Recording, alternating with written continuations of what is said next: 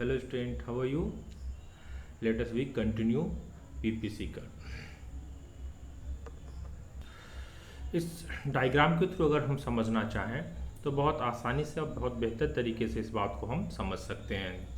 इस डायग्राम के अंदर जो है हम देख रहे हैं कि एक्स लाइन के ऊपर जो है हमारा वेट्स का प्रोडक्शन दिया गया है और वाई लाइन के ऊपर हमारा मशीन का प्रोडक्शन दिया गया है। तो इनको समझने के लिए मशीन के प्रोडक्शंस को और वेट्स के प्रोडक्शन समझने के लिए एक्स लाइन पे और वाई लाइन पर इसको मेजरमेंट किया गया है। अब देखिए, जब फर्स्ट टाइम हम 50 यूनिट जो है प्रोडक्शन ए का करते हैं, ए ऑप्शंस के अंदर क्या करते हैं, हम टोटल यूनिट मशीन्स का ही प्रोड्यूस करते हैं। इस समय क्या होता है कि हमारे पास जो दूसरी वस्तु के उत्पादन है यानी वेट्स का जो प्रोडक्शन है वो 0 है। ऑप्शन बी की तरफ हम चलते हैं। ऑप्शन बी में जब हम 45 यूनिट जो है प्रोडक्शंस करते हैं किसका, मशीन का, तो यहाँ पर होता है 1,00,000 टन जो है हमको प्रोडक्शंस किसका करना पड़ता है, वेट्स का। अगर ऑप्शन सी की तरफ बढ़ें तो 35 यूनिट्स तो 2,00,000 टन, और ऑप्शन डी की तरफ बढ़ें तो 20 units and 3,00,000 ton, and option E की तरफ बढ़ें तो यहाँ पर हम देखते हैं कि ऑप्शन ई में अगर हम टोटल का टोटल प्रोडक्शन ई का करते हैं तो ये प्रोडक्शन जो है क्या, मशीन का प्रोडक्शन, सिर्फ वेट्स का प्रोडक्शन अगर हम 4 यूनिट करते हैं तो मशीन का प्रोडक्शन क्या हो जाता है, 0 हो जाता है। तो इस कंडीशंस को समझने के लिए कह सकते हैं कि ऑप्शन ए के समय हम सिर्फ अपनी सारी वस्तु का जो इन्वेस्टमेंट है वो किसके लिए कर रहे हैं, मशीन के उत्पादन के लिए कर रहे हैं।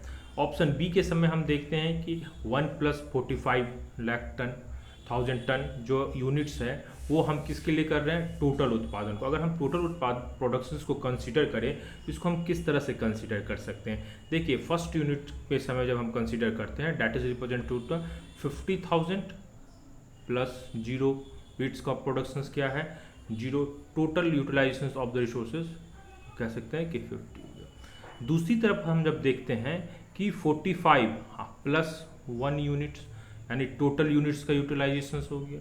फिर नेक्स्ट जब हम ऑप्शन सी की तरफ देखते हैं तो 35 + 2 सॉरी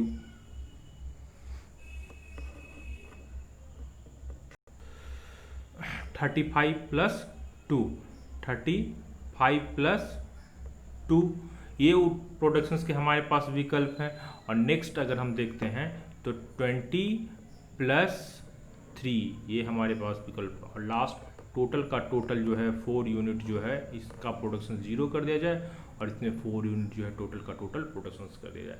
तो ये जो हमारी डिफरेंट प्रोबेबिलिटी है या पॉसिबिलिटीज़ है प्रोडक्शंस की, इसको हम डायग्राम के थ्रू समझ सकते हैं या दिखला सकते हैं। अगर हम इस डायग्राम की और भी बात, अगर ग्राफ में point A B C D और ई को आपस में मिला दिया जाए तो इससे जो हमारे पास कर्व प्रिपेयर होता है इसको हम लोग प्रोडक्शंस प्रोबेबिलिटी या पॉसिबिलिटी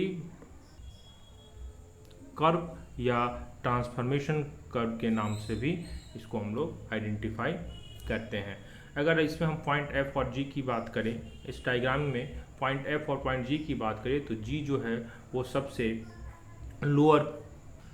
लोअर कंडीशंस है उत्पादन के लिहाज से। इस समय अगर हम इस पॉइंट पर अगर हम देखें तो यह उत्पादन का जो कॉम्बिनेशन है, ये जो प्रोडक्शंस की 2 प्रोबेबिलिटी है, ये सबसे लोअर प्रोबेबिलिटी है। कह सकते हैं कि इस कंडीशंस में यानी ऑप्शन जी पर जो है हम अंडर यूटिलाइज्ड रिसोर्स की जो उपयोगिता है उसको दिखलाते हैं। तो यानी जी जो है पॉइंट जी के ऊपर अगर हम बात करें तो यह रिसोर्सेज के अंडर यूटिलाइजेशन कंडीशंस को इंडिकेट करता है।